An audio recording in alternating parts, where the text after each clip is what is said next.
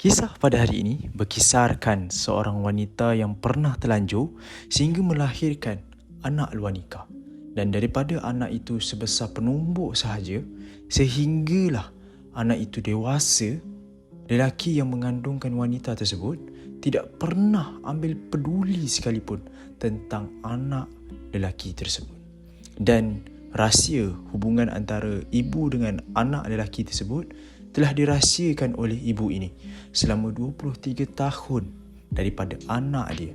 Dan bukan ibu ni sebenarnya dia tak nak berterus terang, tetapi dia merasakan perkara ini akan merosakkan pembesaran anak dia dan menjejaskan pemikiran dia. Disebabkan perkara ini, ibu ini merasakan merahsiakan adalah jalan yang terbaik. Pada suatu hari, seorang pemuda menerusi kisah di TikTok berkongsikan perjalanan hidupnya yang cukup mengejutkan setelah dia menginjak ke sekolah menengah yang terletak di daerah yang berbeza daripada rumah ibu bapa dia. Dia pun mulalah menumpang tinggal di rumah kakaknya. Tapi hari demi hari, kakak dia ini seakan-akan tidak suka akan kehadiran adik dia ini yang berada di rumah mereka. Apabila dia merasa seperti tidak diraikan di situ, lelaki ini pun buat keputusan untuk dia cari rumah sewa yang berdekatan dengan rumah kakak dia ni, supaya kalau apa-apa jadi, dia boleh call kakak dia, betul tak? Tiba-tiba satu hari tu, dia rasa rindu dengan mak ayah dia yang berada di kampung. Dia pun balik untuk bertemu dengan ibu bapa dia yang berada di kampung.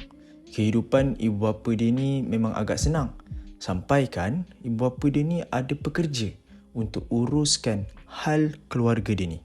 Hari demi hari, dia semakin rapat dan dia kerap berborak dengan seorang tukang kebun daripada keluarga dia ni. Berborak, pekerja keluarga dia ni terlepas cakap yang dia ni sebenarnya adalah anak kakak dia tu.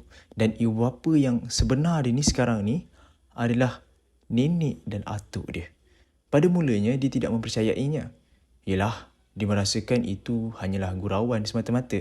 Upama macam kita ni cakap kat adik kita, kau ni anak angkat dia sebenarnya. Tapi sebenarnya bukan pun. Memang anak betul pun. Cuma kita hanya gurauan. Itulah mungkin difikirkan oleh anak lelaki tersebut pada waktu itu.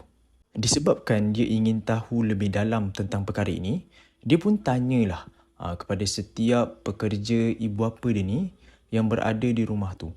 Dan saudara mara yang berada berdekatan, semata-mata untuk tahu status dia dengan lebih mendalam dalam keluarga dia dengan sebenarnya. Awalnya, semua orang hanya membisu sahaja dan tidak mahu membuka mulut tentang perkara ini.